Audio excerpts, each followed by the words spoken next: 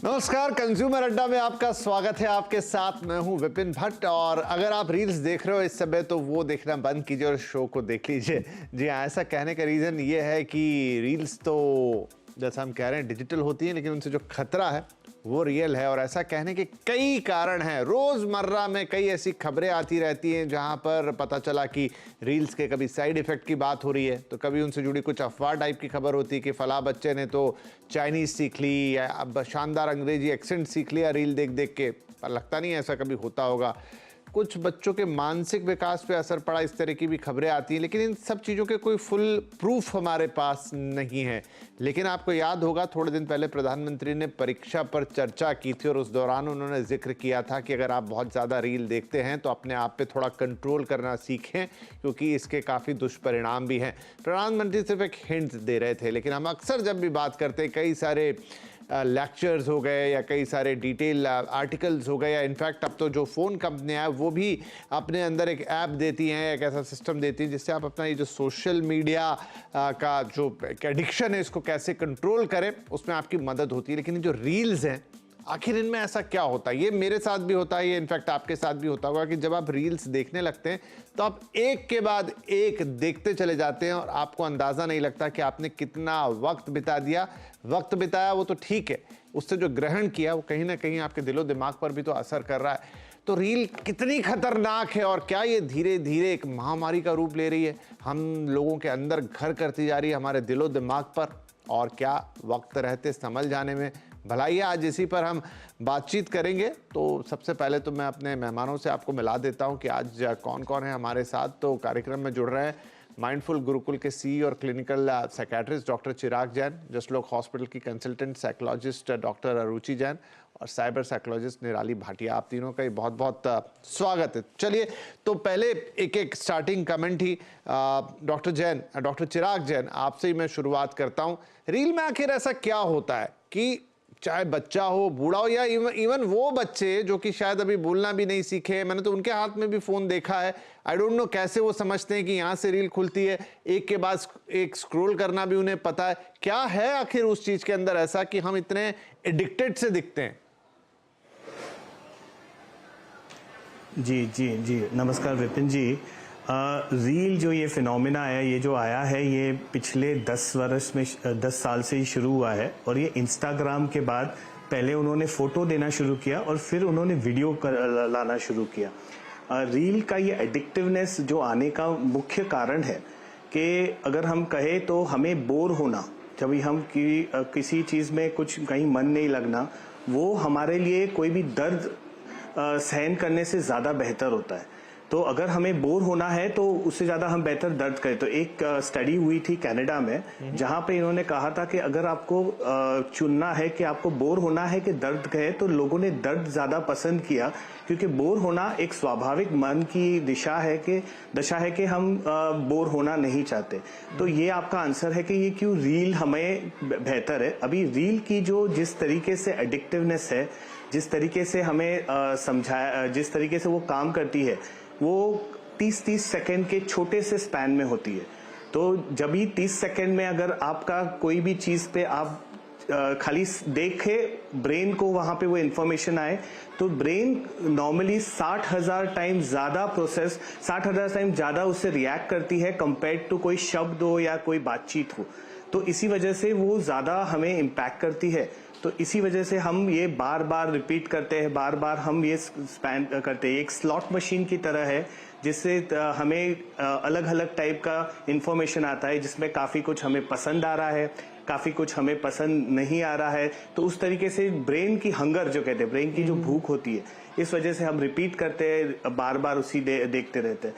तो यही का ही बड़ा कारण है जिसकी वजह से रील का यूज़ ज़्यादा हो रहा है, जहां हम डीप उसके बारे में ज्यादा समझ नहीं पाते, लेकिन हाँ वो एक इंफॉर्मेशन आती है। ठीक है, तो इसको थोड़ा और डीप डाइव करते हैं। मैं गॉट योर पॉइंट सर। निराली, एक बात बताइए, तो ठीक है, ब्रेन को बार बार कुछ मिल रहा है, इसीलिए ज्यादातर जो कंपनियां रील्स को 30 सेकंड या अंडर 1 मिनट लिमिट करती हैं ताकि वो चेंज होती चली जाए। लेकिन ये बताइए, अगर ब्रेन है तो क्या ये ब्रेन की एक्सरसाइज कर रही है?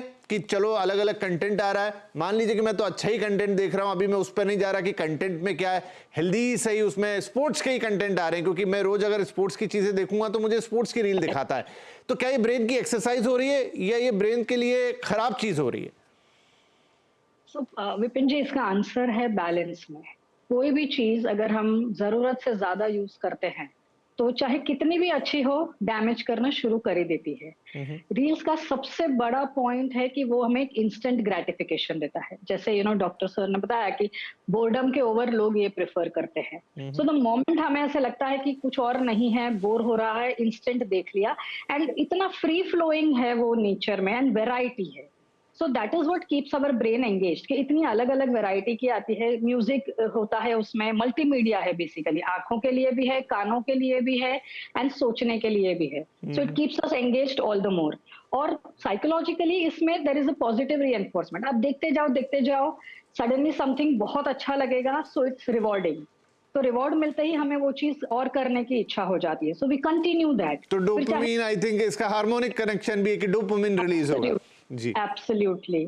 सो हम कंटिन्यू करते जाते हैं विदाउट रियलाइजिंग कि लाइन कहाँ ड्रॉ करनी है, क्योंकि यहाँ तो अनलिमिटेड सप्लाई है। तो जो फ्री फ्लो नेचर है ये भी हमें बहुत एडिक्टिव। और मेंटली ये ऐसे भी होता है कि यार 30 सेकंड की तो रील है, 2 मिनट लगेंगे, 2-4 देख लेती हूँ। एक सिंपल टी ब्रेक भी जब होता है या वॉशरूम ब्रेक भी लेते हैं लोग काम के बीच में, तो अपना फोन ले जाते हैं, चलो कुछ एंटरटेनमेंट देख लेते हैं। So that is where it is pulling us, कि एंटरटेनमेंट हो रहा है, साथ में कुछ रील्स इंफोटेनमेंट की भी है, विच इज इंफॉर्मेशन रिलेटेड। सो हम अपने आप को वो कह के बहला लेते हैं कि यार मैं कुछ नया सीख ही रही हूँ, बट नॉट रियलाइजिंग कि ये सीखते सीखते हम उसको अप्लाई करने का मौका ही नहीं हमें मिल रहा है, क्योंकि इतना ओवर इंफॉर्मेशन आ रहा है। जी, जी। इज क्रिएटिंग स्ट्रेस, यानी जरूरत से ज्यादा इंफॉर्मेशन मिल रही है और जरूरत से ज्यादा समय इसमें लग रहा है। ठीक है, और ये पॉइंट तो ये बहुत ही फाइन लाइन है, वो कब हम इधर के उधर निकल जाते हैं वो हमें पता नहीं चलता है। रुचि जी, आप ये बताएं मुझे कि मैंने कुछ ऐसे आर्टिकल्स भी पढ़े जिसमें है कि अगर छोटे बच्चे इसे ज्यादा देख रहे हैं तो उनके मेंटल डेवलपमेंट पर भी इसका इम्पैक्ट पड़ता है। Is it true? Thank you Vipin ji. आप बिल्कुल सही बोल रहे हैं कि छोटे बच्चों के मेंटल डेवलपमेंट पे डेफिनेटली प्रभाव पड़ता है, क्योंकि जो समय उन्हें इधर स्क्रीन से दूर रहना चाहिए, उस समय को वो मोबाइल में, लैपटॉप पे रील्स देखने में, ये सब चीज़ों में जाया कर रहे हैं और पढ़ाई पे ध्यान नहीं दे पा रहे हैं। तो आईज़ के ऊपर, बॉडी के ऊपर जो एक्स्ट्रा करिकुलर एक्टिविटीज़ जो घर के बाहर जाके करनी चाहिए थी, उसका समय कम होते जा रहा है और रील्स या फिर मोबाइल, लैपटॉप, टीवी पे वक़्त ज़्यादा जाया कर रहे हैं। तो पढ़ाई में नुकसान हो रहा है, खेलने-कूदने में नुकसान हो रहा है, कुछ क्रिएटिव एक्टिविटी करने में नुकसान हो रहा है। और रील्स में जैसा कि है कि मतलब कुछ चीज़ें ऐसी जो बच्चों के लायक है भी नहीं।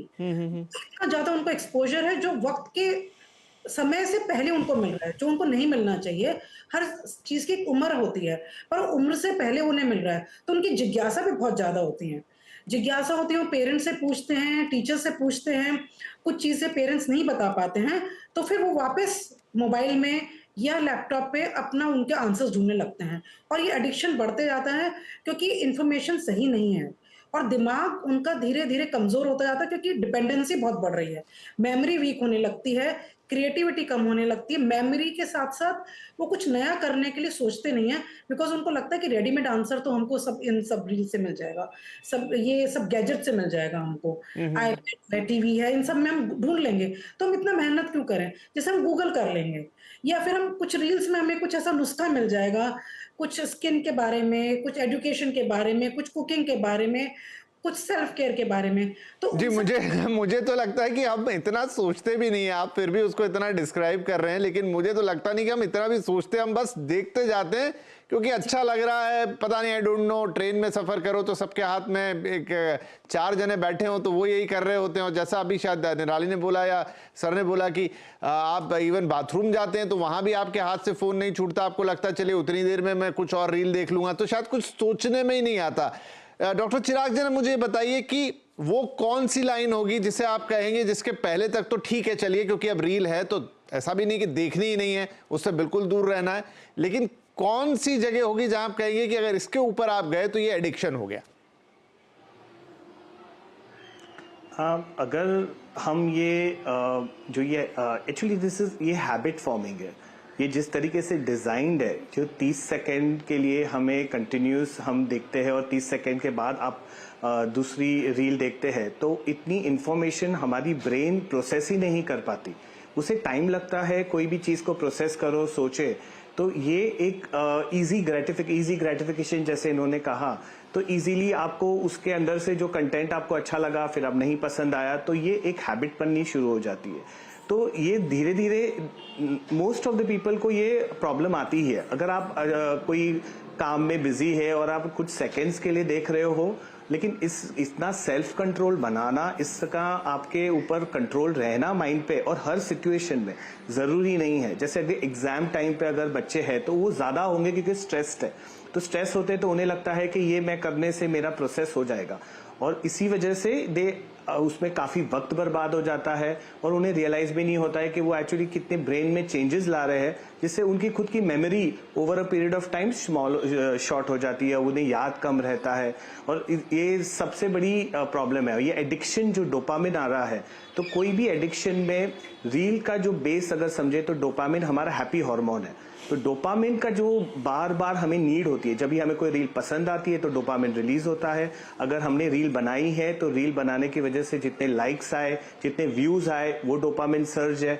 तो ये हमें एक हैबिट हो जाती है और हर 30 सेकंड में हमें उसे फिल करने की आदत हो जाती है। जी, तो ये आपने बड़ा अच्छा किया बताया।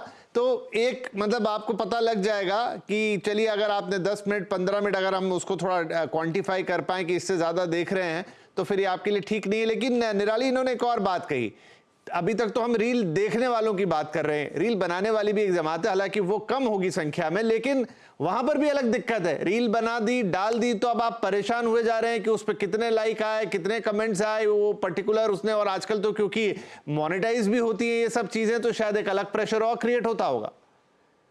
एब्सोल्युटली, ये इंस्टाग्राम या अलग अलग सोशल मीडिया अब ये इतने एस्पिरेशनल हो गए हैं कि हर किसी को वो एक उम्मीद है कि मैं भी इंस्टेंट पॉपुलर हो जाऊं। एंड रील्स बनाना ऑनेस्टली इतना इजी नहीं है जितना कि नजर आ रहा है।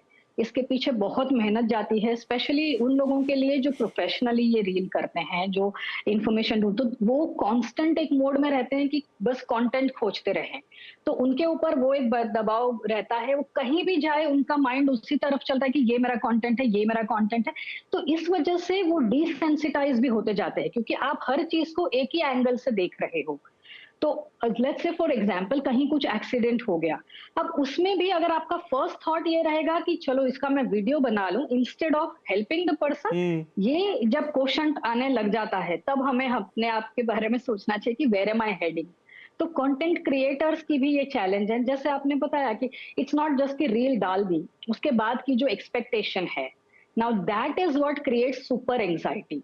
आप सारे नुस्खे लगा देते हो, जो जो रिक्वायरमेंट्स है, हैशटैग्स डाले, ये वो जो भी इंस्टाग्राम की एल्गोरिदम्स की रिक्वायरमेंट आपने सब कर दिया, but that anxiety is very high कि मेरी रील क्या 1 मिलियन व्यू पहुंचेगी, क्या ये वायरल होगा, बिकॉज हर रील बनाने वाला उसी उम्मीद से बनाता है कि yes this is where I am heading. तो वो कंपैरिजन कॉन्स्टेंटली चलता रहता है कि इसके बेटर कैसे करूं। So there is a very subtle pressure. Direct competition नहीं हो, लेकिन your competition is still with the world कि मिलियंस ऑफ इंस्टाग्राम यूजर्स हैं, उनके कंटेंट में से मेरा कंटेंट कैसे स्टैंड आउट हो। जब कंपटीशन गिनती के लोगों में होता है, our chances of winning are fair, तो हमें कॉन्फिडेंस एंड पॉजिटिविटी रहती है। But when it is open ended कि मुझे पता ही नहीं है कि कितने लोगों से मुझे कॉम्पीट करना है, तो उसका प्रेशर अलग ही लेवल का होता है, जो इन्हें भी हाइपर एंग्शियस रख सकता है if they are not well organised, they are not well planned. और दिक्कत आई थिंक यहाँ पर ये भी बहुत बड़ी है कि बाकी और भी कोई आप बिजनेस कीजिए, जॉब कीजिए, तो वहां पर एटलीस्ट एक ब्रेक होता है कि मतलब आज आपने आपकी मंथ के एंड में सैलरी आएगी, साल में एक बार प्रमोशन होगा, आपका जो है वैल्यूएशन होगा, या आप कोई बिजनेस कर रहे हैं तो एटलीस्ट आप अगले दिन जब वापस पहुंचेंगे उस बिजनेस पे तो आप उसकी बैलेंस शीट देखेंगे, आज कितना नफा या नुकसान एक दिन भी। लेकिन यहाँ तो कांस्टेंट वो नंबर आते रहते हैं, इतने लोगों ने देखा, इतने लोगों ने, तो आप सोने से पहले भी वही देख रहे हैं, सो गए उठे तो पहला नंबर वही देख रहे हैं, तो आप कभी भी उस स्ट्रेस से बाहर निकल ही नहीं पाते हैं। राइट, तो चलिए ये हमने दोनों साइड देख ली। रील देखने वालों को क्या तकलीफें हैं, रील बनाने वालों की भी अपनी तकलीफें हैं, लेकिन इतना समझ में आ रहा है हमको कि ये हमको धीरे धीरे बहुत ही एडिक्टिव बना रहा है, और दूसरा इसका बहुत सारा साइड इफेक्ट है। तो एक चीज तो ये हो गई, अब इससे निपटा कैसे जाए, ये एक और बड़ा सवाल है। एक छोटा ब्रेक यहाँ ले लेते हैं, उसके बाद अपने एक्सपर्ट से पूछेंगे कि ठीक है, अब हम इस दुनिया में, इस वर्ल्ड में जिस समय सोशल मीडिया का बोलबाला है, लेकिन वो लाइन हम कहाँ ड्रॉ करेंगे, हम वो बैलेंस कैसे बिठाएंगे, हम वो डिजिटल डिटॉक्स को कैसे अपना सकते हैं ताकि हम ये सब का आनंद भी लें, लेकिन कम से कम उसकी जो खराबियां हैं उनसे खुद को दूर रखें। छोटा ब्रेक, ब्रेक के बाद ये अहम सवाल। तो रील्स डिजिटल हैं लेकिन खतरा रियल है, आज इस पर हम बात कर रहे हैं, और हमारे सभी मेहमान हमारे साथ हैं। हमने ब्रेक से पहले रील क्या इंपैक्ट करती है, कैसे काम करती है, साइकोलॉजिकली उसका असर आपके ऊपर कैसा होता है, क्यों हमें एडिक्टिव फील होता है। इनफैक्ट मैंने ब्रेक में खुद भी रील्स देखी और पूरा ब्रेक निकल गया, मुझे पता नहीं चला। बहुत रेगुलर रील्स उस तरीके से नहीं देखता, लेकिन हाँ आप देखेंगे तो देखते ही जाएंगे, क्योंकि वो इस तरीके से डिजाइंड है, जो आपको पसंद है वही चीजें वो एल्गोरिदम आपके सामने फेंकती है, फिर वो इंटरेस्टिंग चीजें भी रहती हैं, थोड़ी देर अच्छा लगता है, फिर आप देखते जाते हैं और बस इसी तरह से आदत बनती। नाउ इस आदत को कंट्रोल कैसे करना है, तो रुचि आप हमें ये बताइए कि देखिए मैंने कहा ना कि ये एक ऐसी चीज है जो कोई ये भी नहीं कहेगा कि अरे आप तो खराब चीज कर रहे हैं, कि आप सिगरेट पी रहे हैं, कि तंबाकू खा रहे हैं, वैसा टैबू भी नहीं है, और आप कब उसमें कितने एंगेज हो जाते हैं आपको पता भी नहीं चलता। फिर कैसे आप अपने आप को इस चीज से हेल्दी तरीके से एसोसिएट रखेंगे। मैं नहीं कह रहा कि आप देखना बंद कर दें, लेकिन आपको पता होना चाहिए कि लाइन कहाँ है, कैसे। ठीक है विपिन जी, जैसे हम देखते हैं कि हमारा जब वेट बढ़ जाता है या हमें डाइटिंग करनी है, अगर वेट नहीं भी बड़ा है, हमको अपना डाइट कंट्रोल करना है, तो so we go on a diet. उसी तरह से हमें सोशल मीडिया की भी डाइटिंग करनी होगी। पर डाइटिंग में क्या होता है कि जब हम क्रैश डाइट पे जाते हैं तो हमें बहुत भूख लगती है और फायर बैक होता है और हम लोग वापस खाना शुरू कर देते हैं। पर हमें क्रैश डाइट नहीं करनी सोशल मीडिया की। वी हैव टू लिमिट कि हमें इतना वक्त देना, जैसे पढ़ाई के लिए, सोने के लिए, खाने के लिए, सब चीजों के लिए वक्त होता है, उसी तरह सोशल मीडिया के लिए हमको एक वक्त देना होगा कि हम अगर सो रहे हैं तो सोने से 1 घंटे पहले 15 मिनट के लिए देखेंगे। इस बारे में ये बात ध्यान में रखने की है कि हो सके तो सोने से एटलीस्ट 1 घंटे पहले सोशल मीडिया से अवे रहें, बंद कर दें, नोटिफिकेशंस बंद कर दें, फोन थोड़ा दूर रखें। अगर उठ के फोन उठाना है और कुछ देखना है तो हमें थोड़ी दिक्कत होगी, हम अवॉइड करेंगे, तो डिस्टेंस पे रखिए और अपनी फैमिली के साथ ज्यादा टाइम स्पेंड कीजिए। फैमिली के साथ अगर डिनर पे जा रहे हैं या किसी नॉर्मल डिनर, घर पे भी डिनर कर रहे हैं, तो फोन को असाइड रख दीजिए, एकदम साइड में रख के उल्टा करके रख दीजिए। जहां तक हो नोटिफिकेशंस बंद रखिए, तो थोड़ा हमारा डिटॉक्सिफाई होगा। और ज्यादा से ज्यादा कोशिश करें अपने सेल्फ केयर में, एक्सरसाइज करने में, वर्कआउट करने में, अपने आप एक दूसरे से सीखें, रादर देन सारी चीजों की डिपेंडेंसी हम रील्स पे रख दें या कुछ हमें इन्फ्लुएंसर्स बता रहे हैं कि ऐसे करें और वैसे करें, तो हम अपने एक्सपीरियंसेस से भी देखें। ऐसा नहीं कि आंख मूंद के मान लें, क्योंकि ये एक विशियस सा सर्कल है। जैसे कि आपने बोला और बाकी सबने भी बोला, निराली जी ने बोला, डॉक्टर जैन ने बोला, कि हम लोग इसमें फंसते जाते हैं कि 30 सेकंड ही तो और है, एक और रील देख लेते हैं, 30 सेकंड ही तो और है, एक और रील देख लेते हैं, पर वो लिमिट कहीं होती नहीं। एंटरटेनमेंट भी मिल रहा है, हमको सीखने को भी मिल रहा है, तो हम रुक नहीं पाते हैं। तो हमें डिटॉक्सिफाई भी करना है, लिमिट भी करना है, तो टाइम लिमिट स्पेंड रखनी पड़ेगी कि अच्छा सुबह या दोपहर को हम 15 मिनट रखें, रात को 1 घंटा पहले 15 मिनट रखें, कुछ टाइम लिमिट सेट कर दें, पर एकदम क्रैश डाइट पे ना जाएं कि बिल्कुल ही बंद कर देंगे, क्योंकि फिर फोमो होगा, ऐसा लगेगा हम मिस आउट कर रहे हैं। हमारे किसी फ्रेंड्स ने, रिलेटिव्स ने बताया कि अरे तुमने वो रील देखी, कितनी अच्छी रील थी, तो हमें ऐसा फोमो जैसी फीलिंग नहीं आनी चाहिए। जी हाँ, ऐसा बहुत बहुत होता है कि लोग पूछते हैं कि अरे ये तो बड़ा वायरल होता है, बड़ा वायरल हो रहा है, और आपको लगता है अरे ये आपने तो देखा ही नहीं है, फिर आप जवाब देने की स्थिति में भी नहीं रहते कि मुझे तो मालूम ही नहीं है। Oh my God. निराली जी, तो मुझे एक बात बताइए कि रुचि ने सारी बातें सही बताई हैं, लेकिन इसका अगला सवाल ये है कि ये करना बहुत मुश्किल होता, हो नहीं पाता है, तो उसका कोई तरीका? डिजिटल प्रॉब्लम्स की सोल्यूशन भी डिजिटल वर्ल्ड में भी है। जैसे every mobile comes with a screen time app, her phone में आज इनबिल्ट एक ऐप है, उस ऐप को यूज करें। एंड ये ना कलेक्टिवली करना चाहिए। अभी घर में अगर आप एक बच्चे को बोलो कि नहीं तेरा टाइम इतना है, लेकिन आप खुद फोन पे लगे रहो, वो नहीं चल सकता है। So as a family, as an friend circle, सारे अगर हम एक रूल बनाएं अपने लिए, अपने ऐप्स में उसमें टाइम फिक्स कर दीजिए कि इस मेरा ये पर्टिकुलर ऐप है, let's say for example Instagram, क्योंकि हम रील्स की बात कर रहे हैं। तो अगर इंस्टाग्राम पे या फेसबुक पे मुझे रील्स देखनी है, I am allotting only 30 minutes per day. And ये 30 मिनट्स में भी आप फर्दर डिवाइड कर सकते हो कि आपको कब देखनी है और कब नहीं, एंड वो ऑटोमेटिकली लॉक हो जाएगा वो app. So you can start with this. Yes, उसको अनलॉक करना भी आप ही के हाथ में है, ऐसा नहीं है कि you can not do it, but आप अगर शुरुआत करोगे तो आप एक दिन अनलॉक कर दोगे, दूसरे दिन कर लोगे, लेकिन रोज अगर वो लॉक हो जाएगा तो some day it will at least register कि हाँ ठीक है मैं बाद में देख लूंगा। End of course the time, so timing is very important, क्योंकि रील्स द वे हमारे ब्रेन को इम्पैक्ट करती हैं, ये हमें हाइपर अराउजल स्टेट में डाल सकते हैं। तो इट इज बेटर कि खाते समय नहीं, सोने से पहले नहीं, पढ़ाई से पहले नहीं। ये इंपॉर्टेंट टाइमिंग्स का अगर हम ध्यान रख लें, then we can bring in a balance. But digitally ही उसे कंट्रोल किया जा सकता है, बिकॉज मोबाइल अब ऐसी चीज है कि we can not keep it away, it's become primary mode of communication. तो मैं ये तो नहीं बोल सकती हूँ कि चलो आप इंस्टाग्राम का ऐप ही निकाल दो, डज नॉट वर्क, क्योंकि लाइक यू सेड कि फोमो वगैरह नहीं होना चाहिए, बिल्कुल यूज उसकी कंट्रोल। हाँ, अब इंस्टाग्राम में खुद कुछ ऐसा कर दे कि भाई मेरा जो रील का बटन है ना वो दिन में सिर्फ 3 बार दबेगा, तो 3 बार में आप जितने देख सकते हो देख लो। पता चला लोग 3-3 घंटे देख रहे हैं, वो भी उल्टा हो जाएगा। एट लास्ट डॉक्टर चिराग जैन, आपकी तरफ से कोई टिप, कोई ऐसी खास ट्रिक जिससे आप मतलब एक बैलेंस कंट्रोल ला सकते हो? इसका सबसे बड़ा एक हमें समझना है कि ये इंस्टाग्राम ऐप है या कोई भी ऐप में ये बनाया किसी इंसान ने है और उस डिज़ाइन से बनाया है कि हम एडिक्ट हो जाए या हम उस तरीके से रेगुलर यूज़ करें। तो इसका तोड़ भी हमें खुद को ही है, और जैसे जैसे अभी समय जा रहा है लोगों को रियलाइज़ हो रहा है कि ये प्रॉब्लम है, अवेयरनेस है। जैसे इन्होंने कहा कि मोबाइल में स्क्रीन टाइम वगैरह की ऑप्शंस आ रहे हैं, तो इसका ये ज़रूरी है कि ये समझ में आ रहा है।